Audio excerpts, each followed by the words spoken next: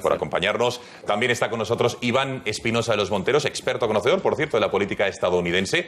Señor Espinosa de los Monteros, buenas noches. Buenas noches. Con Trump nos divertiremos seguro. Don Antonio Camuñas, no sé si nuestros espectadores lo saben, es un gran mago. Es un mago, dice que aficionado. Cuando se dice eso, luego se le exige a uno que haga un truco de magia. Profesional. Bien. Y como mago prácticamente profesional sabe que el secreto está en distraer la atención del que estás viendo, ¿no? Entonces tú haces un juego de mano rápido donde llevas la atención del espectador por un lado, pero la realidad va por otro. Y eso es lo que está pasando en todo esto. ¿Qué es lo que estamos viendo? Estamos viendo un espectáculo, que es el que estáis mencionando. El espectáculo se llama derribar a Trump, se llama convertirle en un clown, en un payaso y luego derribarle. Pero lo que no se está viendo, lo que está pasando, lo que ya ha empezado a pasar en Estados Unidos, es el fin de toda una forma de pensar, que es el fin de este impulso mundialista, progre, políticamente correcto, en el que no se puede ofender a nadie, en el que las minorías mandan sobre las mayorías, en el que la prensa, que está en manos de los de siempre, dicta a quién se puede votar y a quién no se puede votar. Y este año 2016, que ha sido un año complejo en muchos aspectos, ha sido un año en el que hemos visto cómo la gente, eso que dicen los de Podemos, la gente, ha decidido ir por otro camino, diferente del que le han marcado que tenía que ser. Han marcado un camino distinto cuando votaron el Brexit. Han marcado un camino distinto en Colombia cuando no aprobaron un plan llamado de paz, que era de cualquier cosa menos de paz. Han votado un plan distinto en varios sitios, pero en Estados Unidos es donde más claro ha sido ese mensaje. La gente está harta de la ideología progre, políticamente correcta, y donde los medios de comunicación de siempre, que son los que dominan la opinión pública, les dicen lo que tienen que hacer. Hoy unas cosas más divertidas que le he escuchado decir a Trump, yo creo que vamos a tener unos cuantos años muy divertidos. Yo, desde luego, llevo un 2016 que me he divertido muchísimo escuchando a Trump y oyéndole decir cosas que nadie más se atreve a decir a la prensa. Hoy una de las cosas que ha dicho es que la CNN hace fake news, o sea, que es pues como de broma, lo mismo que le ha dicho a BuzzFeed, que es una página web pues como de Chichinagua, ¿no? Ha despreciado a la CNN de una manera que nadie se había atrevido a hacer antes nunca. Entonces uno dirá, pero el presidente no debería hacer eso. Y es verdad, no debería hacer eso, porque CNN es una fuente de cierto calado. Pero es que es verdad también que la CNN se está convirtiendo cada vez más, o se va pareciendo cada vez más, a estas páginas web que se inventan noticias. Y si no las inventan, las tergiversan. Entonces, todo este espectáculo que estamos viendo, es eso, es quitar de la opinión pública la idea de que estamos yendo por un camino distinto al que han marcado las grandes cadenas de información. Y por último, respecto al presunto escándalo sexual, y esto es más entertainment, la respuesta de Trump ha sido alucinante. Me extraña que no lo hayamos comentado todavía. Dice, eso no ha pasado. Créanme, tengo mucha fobia a los microbios. O sea, su explicación de por qué no ha pasado es porque tiene fobia a los microbios. O sea, esto es todo un espectáculo en el que el propio Trump participa. No olvidemos que Trump es presidente por una variedad de motivos y una combinación de factores, pero entre otros porque se ha convertido en un personaje muy conocido en Estados Unidos, porque ha estado 8 años liderando los ratings con un programa de televisión que nada tiene que ver con la política. Yo, que no soy muy fan de Obama, sí me parece que es un excelente orador y me parece que es un político de raza, que cada vez que le escucho me gusta más como orador. Y yo me escuché su discurso de ayer de hora y 20 en Chicago y fue realmente fantástico. Entre otras cosas, estuvo, creo que muy elegante con Trump y dijo que facilitaría en la transición, o lo estaba facilitando. Bueno, por lo menos de palabra, fue muy elegante diciendo que le facilitaría su transición, igual que Bush le facilitó a él la suya hace 8 años, ¿no? Lo que pasa es que Obama ha sido un gran orador, un gran icono, un teórico enorme del cambio, que después de 8 años pues no ha conseguido grandes éxitos. Y ayer dijo que sí. Cuando ayer enumeraba los éxitos te dabas cuenta que realmente eran pocos, escasos y de muy poco calado. Y uno de los motivos por los que no ha conseguido grandes éxitos es precisamente porque en Estados Unidos, que es una democracia imperfecta como todas, pero mucho más desarrollada que otras como la nuestra, existe ese sistema al que aludía antes don Antonio Camuñas, de checks and balances, de pesos y contrapesos. Y no todo lo que un presidente quiere hacer, luego lo puede hacer, porque los diputados, que por cierto se eligen individualmente y no por partidos, no deben su cargo al presidente de su partido, sino a su distrito, Los diputados tienen mucho que decir, los congresistas, o los miembros del Senado también tienen mucho que decir porque tienen cierto valor, no como aquí, porque el sistema judicial es independiente, no como aquí.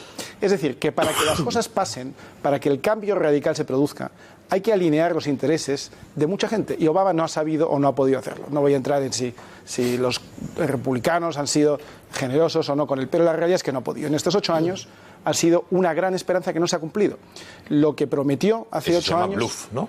Bueno, se llama bluff, se llama esperanzas incumplidas. Es decir, como todo era muy abstracto cuando fue elegido, pues realmente uno no puede medir sus éxitos o fracasos en función de las promesas, porque lo que prometía era todo, yes we can, lo lograremos, juntos, tal.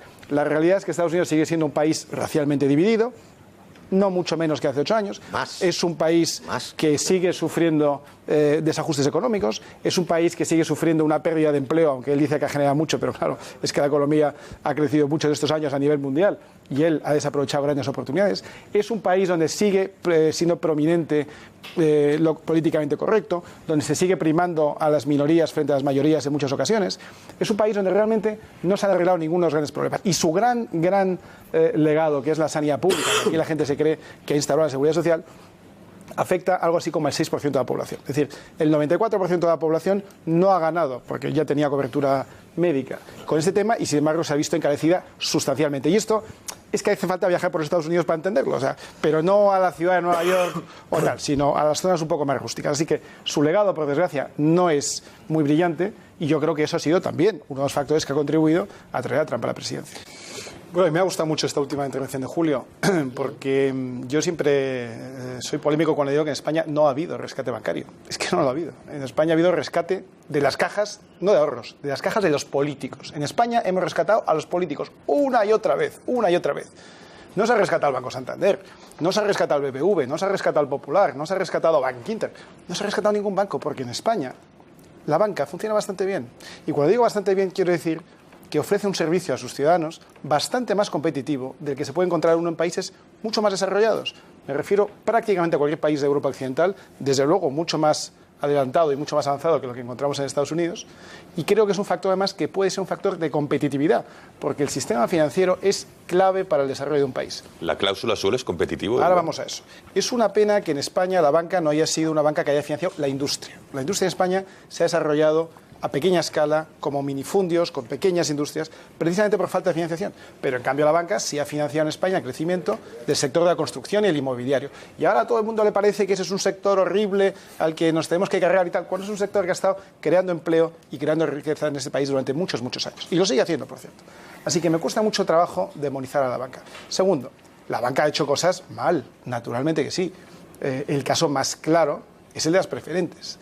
La venta de las preferentes, que fue un envite, una especie de impulso de intentar convencer a ciudadanos que no estaban preparados para comprar productos derivados, indefensos, a los que casi se les obligaba, entre comillas, a comprar un producto que no les convenía, que ellos no estaban demandando y cuyas condiciones estaban muy mal explicadas. Es decir, el caso de las preferentes es un caso de engaño claro a la gente. Ahora, el caso de las hipotecas no es un caso de engaño a la gente. La gente sabía lo que firmaba. La gente iba a solicitar a los bancos las hipotecas. Y la gente íbamos, porque yo también, a varios bancos distintos y comparábamos. Y las condiciones de una hipoteca son razonablemente sencillas de entender, así como las condiciones de las preferentes son complejísimas de entender, como la de cualquier producto derivado. Pero la hipoteca es un producto relativamente sencillo de entender. Las hay a tipo variable, las hay a tipo fijo, las hay con comisión de apertura, las hay con unas comisiones más altas que otras, las hay con un diferencial. No son muy complejas de entender y la gente no ha sido obligada a comprar una hipoteca, sino que han sido voluntariamente los que han ido a pedir una hipoteca comparando unas con otras. Entonces, si hay unos bancos que han puesto cláusulas suelo y otras que no, si hay unos bancos que se han introducido en las notarías o en las escrituras ciertas condiciones que no gustaban a los compradores de hipotecas, a los clientes, podían haber buscado otra.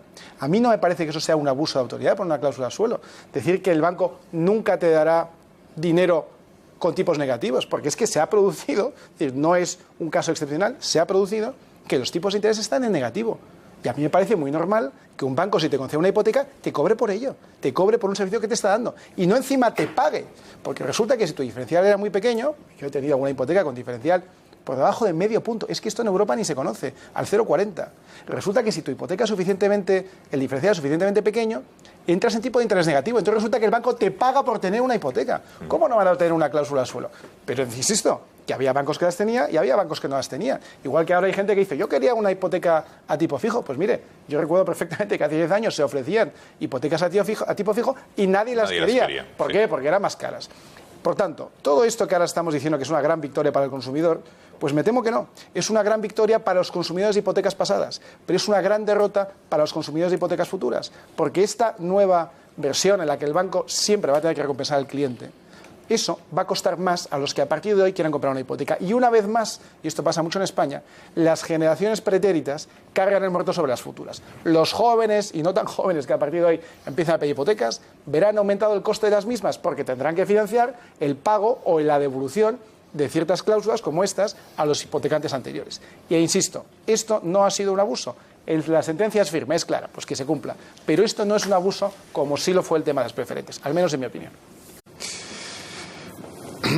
O sea, aquí hay muchos debates posibles, ¿no? Estamos mezclando muchas cosas. Si el sueldo del señor Prado de Endesa es suficiente, poco, excesivo, tal, es un debate. Si se puede ser a la vez presidente de una eléctrica y presidente de un banco de inversión, tal, ese es otro debate. Si está bien o mal hacer fusiones y adquisiciones, podemos debatir muchas cosas. Ahora, si este señor es presidente de una eléctrica y a la vez es presidente de un banco de inversión, si entre las funciones de su banco de inversión está realizar fusiones y adquisiciones, si él propone una fusión entre dos instituciones en el ejercicio de su cargo, es que yo no le veo ningún problema. ¿En nombre de un ministro? Y como yo he estado en ese sector y sé cómo funciona, te puedo asegurar que no hay jamás ninguna fusión de ningún tipo que se haga porque te llamo de parte del ministro. Vamos a ver. Las fusiones son cosas muy complejas, requieren numerosos análisis de tipo cuantitativo, cualitativo, de recursos humanos, de cash flow futuro, comparativa de precios. Una transacción de estas características se lleva a lo largo de muchas semanas y se tienen muchas conversaciones. A lo largo de esas conversaciones, sin duda, sobre todo si es una fusión entre bancos, se querrá conocer la opinión del ministro de Economía. Entonces, le podrá haber dicho que a De Guindos le parece bien, pero nadie compra un banco porque le ha dicho alguien que el ministro le dice que le parece muy bien. Es que eso no funciona así, es que eso sencillamente no es así. ¿Que ha podido salir el nombre del ministro en una conversación en la que se está proponiendo una operación de estas características? Pues no me cabe duda, porque ninguna operación bancaria se hace en contra del ministro de Economía, ninguna. Pero tampoco se hace una operación de este tamaño porque alguien te llame y te diga ¿qué me ha dicho el ministro que le mola esta operación? Es que eso no funciona así, de verdad. Se hace una propuesta muy seria, se miran los números a fondo, se tienen en cuenta innumerables factores, las ecuaciones de canje, las valoraciones de una y otra compañía, si se paga con dinero o con acciones. Es una cosa complejísima y no se soluciona con una llamada, ni siquiera se inicia con una llamada diciendo me lo ha dicho el ministro. O sea, Iván, vamos a ver, con todo respeto y todo el cariño que sabes que te tengo. Si desde la política se puede tomar al asalto una caja de ahorros con la veteranía que tenían y la solera y el prestigio que tenían las cajas de ahorros en España, la gran labor social que desarrollaron, si desde una satrapía autonómica se puede tomar al asalto una caja de ahorros y llenar su consejo de administración de sindicalistas liberados, de miembros del PSOE, del PP, de Izquierda Unida, de Comisiones Obreras, de UGT, para que dirijan esa caja, ¿o me estás diciendo que una operación así no se puede hacer desde la política? Es que hay una diferencia enorme entre las dos cosas. En nombre de un ministro de Estado, y que el susodicho, coño, pues esto viene, Mira, vamos a congraciarnos con y vamos a comprar o vamos a fusionar. En la primera parte estoy completamente de acuerdo. Aquí lo que se ha hecho con las cajas ha sido una barbaridad. Eran unas instituciones que tenían una función social, que llevaban en algunos casos cientos o más de 100 años, caso de Caja Madrid por lo menos, cumpliendo con esa labor social de una manera admirable. Y gracias a la ley de cajas que aprobó el Partido Socialista y que luego el Partido Popular también tomó como suya, los políticos se hacen con ellas. Y eso fue un auténtico asalto al poder económico. Porque además tenían la ventaja de que era un método indirecto de financiación de los deseos de los presidentes de las comunidades autónomas y de los políticos de las comunidades autónomas de uno y otro signo, del PP, todos. Nacionalistas y no nacionalistas, y regionalistas y provinciales. Ha sido una vergüenza lo que ha pasado con las cajas. Eso es una cosa. Y otra cosa es que porque alguien le llame al presidente de un banco, porque ahora ya la diferencia entre cajas y bancos es que en el banco hay dueño. En el banco de dueño. En las cajas no había dueño. Por eso se pudo hacer todo eso que se hizo durante 20 años, porque no había dueño. Los dueños no existían. Entonces, lo que tú dices, un sindicalista, un representante de los depositantes, un abogado que era amigo de no sé quién, un expolítico que no tenía nada que hacer, lo colocaban ahí. Se está viendo ahora cuando se declara en las declaraciones de los consejeros de Caja Madrid que no tenían ni idea. Bien. Iván, un momento, un matiz. Hay dueño y en estas empresas públicas... No, en las cajas no hay dueño.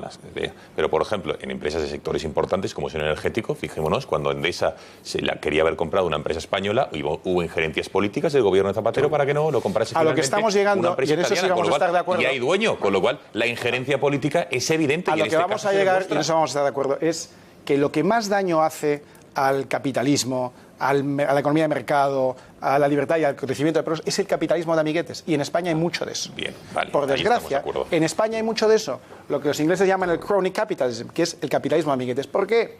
Porque ese es un país en el que todavía el sector público pesa un 45% del Producto Interior Bruto. Y de lo que consideramos sector privado, una gran parte era capital público hasta hace muy poquito.